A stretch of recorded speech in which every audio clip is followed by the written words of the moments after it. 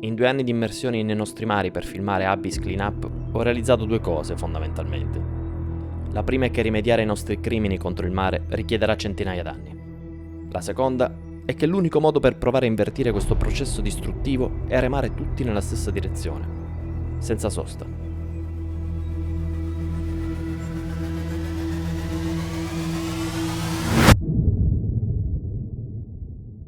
Bene, oggi finalmente ricominciamo a girare Abyss Cleanup.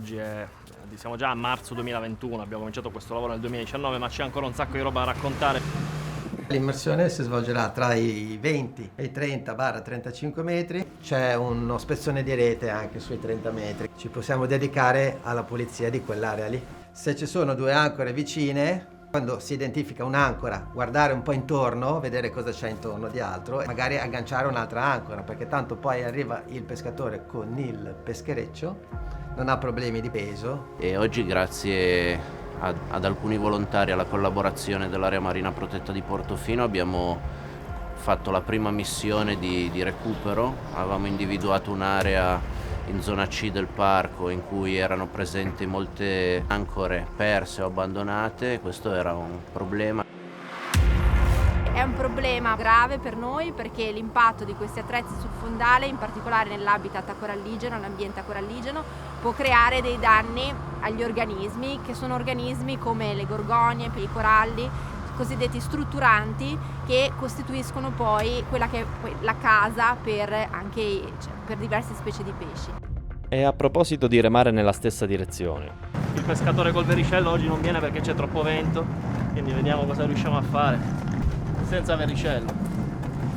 Senza l'ausilio di una barca col vericello è molto più difficile e pericoloso sollevare pesanti ancore e masse di reti. Questi interventi di pulizia in area marina protetta sono sempre delicati e le difficoltà sono una routine. Un attimo lì all'olivetta, io e qualcun altro ci buttiamo, andiamo a fare un bullo a 25-30 metri e vediamo com'è, perché se c'è visibilità 1 metro, no, ci sono delle reti a 10 metri praticamente arrivano, no? Lavorare in condizioni di scarsa visibilità con le reti Non è il caso. non è il caso, ok? E poi sono io responsabile. In teoria, se ci sono delle reti non potremo immergerci. Le reti non dovrebbero starci oggi, però la scelta di immergersi, se succede qualcosa, poi... Adesso Guy e Bruno stanno facendo un'ispezione qua sotto per vedere se ci sono le condizioni di sicurezza per scendere, quindi soprattutto per controllare la visibilità. In acqua ci entriamo oggi, questo è poco ma è sicuro, bisogna vedere cosa riusciamo a fare. Le reti nella zona delle operazioni sono state lasciate da un pescatore, nonostante l'ordinanza della Capitaneria lo evitasse. È necessario quindi assicurarsi che ci sia almeno qualche metro di visibilità sott'acqua o l'operazione sarà annullata. 5-6 metri ci sono anche a 30 metri, quindi le reti si vedono senza rischiare niente.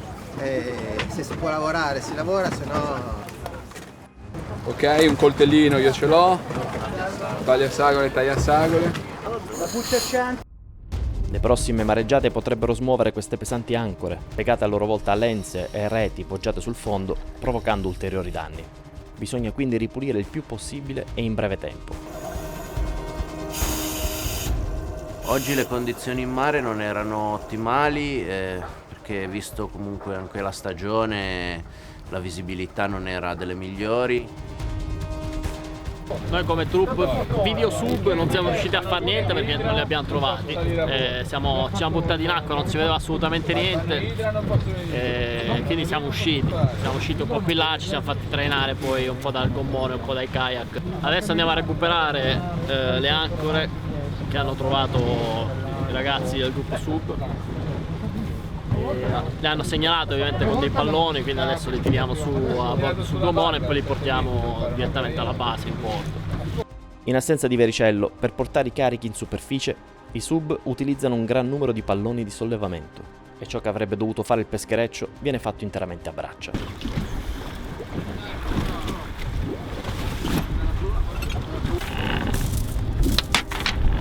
Potrebbe arrivare un altro pallone.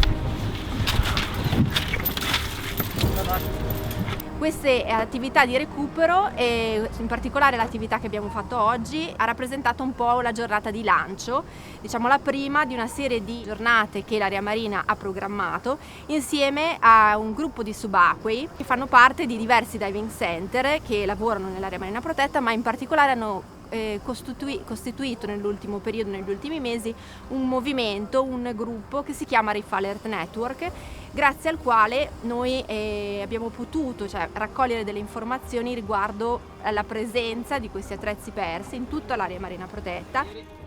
Insieme ai volontari stiamo programmando altre date per continuare a monitorare lo stato dei fondali dell'area marina protetta e recuperare altri attrezzi da pesca, ancore, altri tipi di rifiuti che abbiamo già visto ma che purtroppo non siamo riusciti a recuperare, un po' per la visibilità, un po' per mancanza di tempo. È una giornata importante anche perché ha visto la collaborazione di diversi enti, quindi l'area marina protetta in primis, i subacquei attraverso Reef Alert Network, il comune di Santa Margherita, poi abbiamo anche avuto il supporto della Capitaneria di Porto che comunque ha fatto un'ordinanza di interdizione della zona. L'area marina protetta di Portofino e il monte che la sovrasta sono indubbiamente tra i luoghi più belli del mondo. La comunità locale di professionisti dell'outdoor, della pesca e della ricerca scientifica sta crescendo rapidamente. Ma la strada è ancora lunga e il percorso accidentato. Quali saranno le prossime mosse dell'area marina protetta e dei subvolontari per proteggere questi fondali? Si può avere una pesca e un turismo totalmente sostenibili che diano respiro a questo angolo di paradiso? Ve lo racconto nei prossimi episodi di Abyss Cleanup.